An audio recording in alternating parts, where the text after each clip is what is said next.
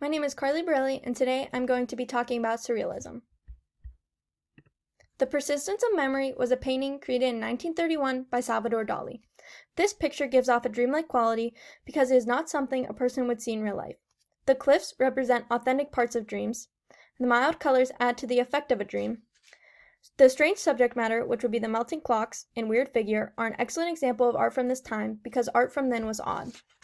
The fine detail on the ants and 3D box represent hyperrealism, which was a common style used at this time.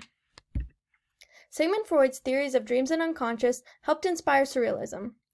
Artists from this time used some of the same techniques to create their art that Freud and psychoanalysts used to get their subconscious thoughts from their patients.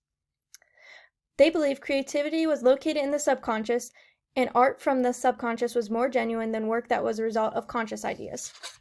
Pieces were often motivated by dreams, and artists did not have an idea of the final product in their head when they started their work. Automatism was used to create artwork, and that is involuntary actions not under control of the conscious mind. Their work were hyper-realistic, which were very detailed, and they made the work seem very real. Music. Early Surrealists did not like music, and they believed that paintings had their own. They eventually created music. No Cien No. 1 by Eric Satie is a good example of Surrealist music. It is hypnotic, the relaxed tempo adds to the hypnotic effect, and they use unique sounds that were not found during other art periods. Freedom of Love was a poem written by Andre Breton. It used dreamlike imagery, was very detailed, and the bizarre subject matter was found in this, just like paintings from the Surrealist movement.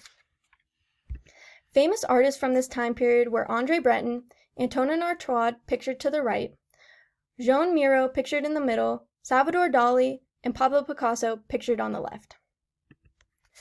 World War II made people fear the world was in a catastrophe state even more than before.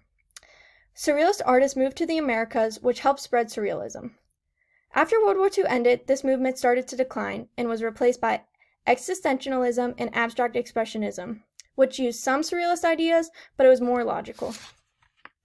In conclusion, works of art created during this period gave off a hypnotic feeling of dreaming, and the strange subject matter separated this style from any other. Here's my sources.